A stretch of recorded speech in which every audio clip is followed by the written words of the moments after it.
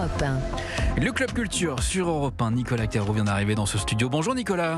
Bonjour Jacques. GoldenEye qui est aussi le nom de la maison de Ian Fleming en Jamaïque. Absolument, il est vrai, merci. Nicolas, cette semaine, vous nous proposez le meilleur de la rentrée littéraire et ce matin, un roman américain. Un roman américain qui vient de recevoir le Grand Prix de littérature américaine. Le roman s'appelle Le Compromis de Long Island. C'est chez Calman Levy, signé Taffy Brodesser-Hackner. C'est elle qui avait écrit Fleshman a des ennuis, adapté en série sous le titre Anatomie d'un divorce, avec Jesse Eisenberg notamment. Et celui-là, ça se passe à Long Island donc. Et oui, banlieue chic de New York. Là-bas, le mercredi 12 mars 1980, Carl Fletcher est enlevé. Carl Fletcher est un homme très riche, un héritier.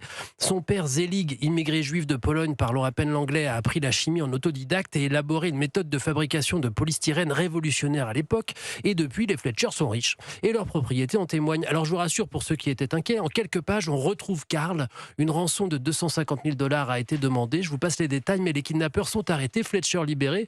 On a retrouvé en revanche seulement 15 000 $ de la rançon. Où est passé le reste? Mystère. Et Carl Fletcher, bien sûr, est complètement traumatisé. Mais si ça se passe en quelques pages, c'est pas le kidnapping qui nous intéresse alors. Et non, mais c'est un point de bascule, parce qu'ensuite tout va se détraquer chez les Fletcher. Il y a un D-book dans les tuyaux, comme disait Zelig, c'est-à-dire un problème, quelque chose qui coince et qui grince, et c'est le cas chez Ruth, la femme de Carl, et chez tous leurs enfants, tous très riches, donc auxquels on s'intéresse l'un après l'autre de nos jours. Il y a Bernard, alias Beamer, scénariste de navets d'action, mais dont plus personne ne veut, adepte de sadomasochisme aussi.